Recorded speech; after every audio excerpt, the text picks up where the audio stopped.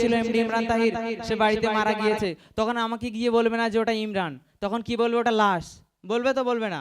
অবশ্যই বলবে। সেই বিষয় নিয়ে কবি ছন্দের মাধ্যমে কি লিখতে শুনবেন। একদিন আমার নাম হবে লাশ, একদিন আমার নাম হবে লাশ, একদিন আমার নাম হবে লাশ, একদিন আমার নাম হবে লাশ। সাদা কাফন পরবে দেহ, রবে না আর আপন কেহ। সাদা কাফন পরবে দেহ, রবে না আর আপন কেহ। বন্ধ হবে যে নিশ্বাস, একদিন আমার নাম হবে লাশ, একদিন আমার নাম হবে লাশ। আমরা যখন বাড়িতে গিয়ে যদি আমরা মারা যাই, আল্লাহ না করুক, আমরা যখন মারা যাই তখন ওই মসজিদের মাইকে হেঁকে দেয় অমুক ব্যক্তির জানাজা অমুক টাইমে হবে, এবং সারা প্রতিবেশীরা আমাদের বাড়িতে এসে জড়ো হয়, আমাদেরকে দেখতে আসে যে সে ইমরান তো মারা গেছে, ইমরানের লাশটা একবার দেখে নেই, আর তো হয়তো কখনো দেখা হবে না। কবি ছন্দের মাধ্যমে সেই বিষয় নিয়ে কি লিখছে শুনবেন। মসজিদে এলান হবে, একে একে জানবে সবে, সকলে আসবে আমার বাড়ি। শেষে দেখা দেখবে সজন, দেখে আমায় ভিজবে নয়ন, শেষে হবে মিছে জমিদারি। মসজিদে এলান হবে, একে একে জানবে সবে, সকলে আসবে আমার বাড়ি।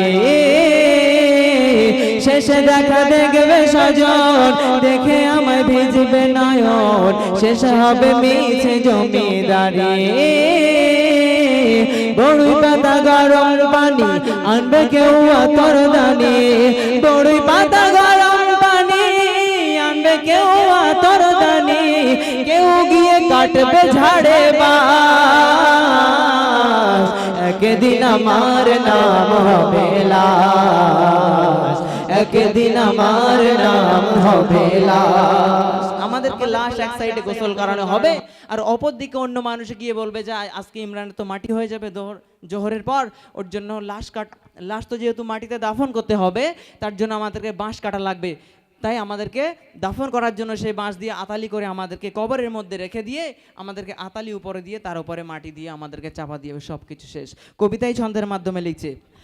বড়ই পাতা গরম পানি আনবে কেউ আতর দানি, বড়ই পাতা গরম পানি আনবে কেউ আতর দানি, কেউ গিয়ে কাটবে ঝাড়ে বাস, একদিন আমার নাম হবে লাশ, একদিন আমার নাম হবে লাশ। সাদা কাফন পরবে দেহ, রবে না আর আপন কেহ। সাদা কাফন পরবে দেহ, রবে না আর আপন কেহ।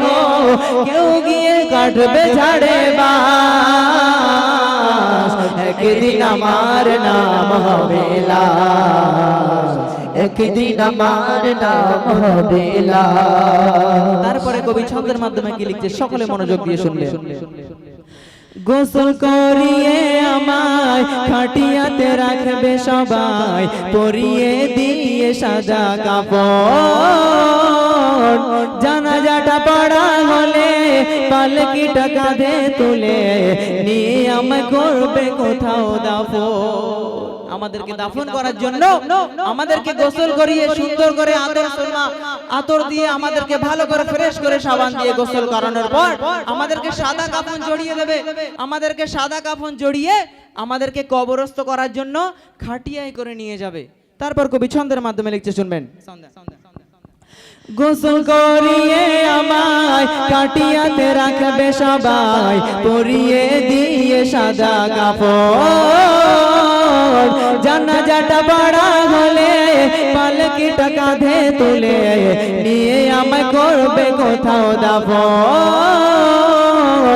অন্ধকার একলা ঘরে দেহ আমার থাকবে পড়ে, অন্ধকার একলা ঘরে দেহ আমার থাকবে পড়ে, অন্ধকার একলা ঘরে দেহ আমার থাকবে পড়ে।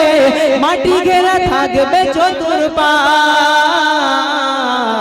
একদিন আমার নাম হবে লাশ, একদিন আমার নাম হবে লাশ। আমাদেরকে সাদা কাফন জড়ানোর পরে খাটিয়ায় করে নিয়ে আস্তে আস্তে সকলে গুটি গুটি গুটি গুটি পায়ে কবরস্থানের কাছে নিয়ে গিয়ে আমাদের লাশটাকে কবরস্থ করা দিয়ে হবে। আমাদেরকে কবরের মধ্যে শুইয়ে দিয়ে মিনহা খালাকনাকুম অফিয়া নুঈদুকুম অমিনহা নুখরিজুকুম তারাতান উখরা, এটা বলবে সব শেষ। আমাদের এই চাকচিক্যময় জীবন, এত সুন্দর একটা মেহফিল, আমরা এখানে আছি, কালকে হয়তো আমরা নাও থাকতে পারি, আমরা মারাও যেতে পারি, সব কিছু শেষ। আল্লাহ তাআলা পবিত্র কোরআন শরীফের মধ্যে বলছেন কুল্লু নাফসিন যায়িকাতুল মাউত, প্রত্যেক প্রাণীকে মৃত্যু স্বাদ গ্রহণ করতে হবে। অপর জায়গায় আল্লাহ তাআলা বলছেন মিনহা খালাকনাকুম অফিয়া নুঈদুকুম অমিনা নুখরিজুকুম তারাতান উখরা, আমি তোমাদেরকে এই মাটি থেকেই সৃষ্টি করেছি এবং এই মাটির মধ্যেই তোমাদেরকে নিয়ে আসবো। তোমরা দুনিয়ায় যতই বাহাদুরি করো না কেন, এই মাটির মধ্যে তোমাদেরকে আসতেই হবে। আমি মহান আল্লাহ তাআলা তোমাদেরকে এই মাটি থেকে সৃষ্টি করেছি এবং এই মাটির মধ্যে নিয়ে আসবো, আবার এই মাটি থেকে তোমাদেরকে বার করব। এটা আল্লাহ তাআলার ওয়াদা। কবি ছন্দের মাধ্যমে শেষের বেলা কি লিখতে শুনবেন।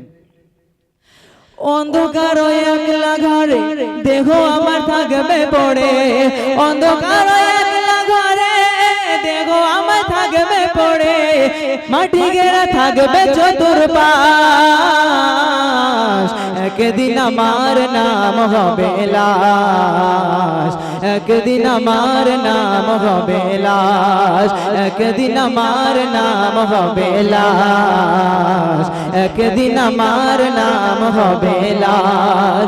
সাদা কাফন পরবে দেহ রবে না আর আপন কেহ, সাদা কাফন পরবে দেহ রবে না আর আপন কেহ, বন্ধ হবে যে নিঃশ্বাস, একদিন আমার নাম হবে লাশ, একদিন আমার নাম হবে লাশ, একদিন আমার নাম হবে লাশ, একদিন আমার নাম হবে লাশ।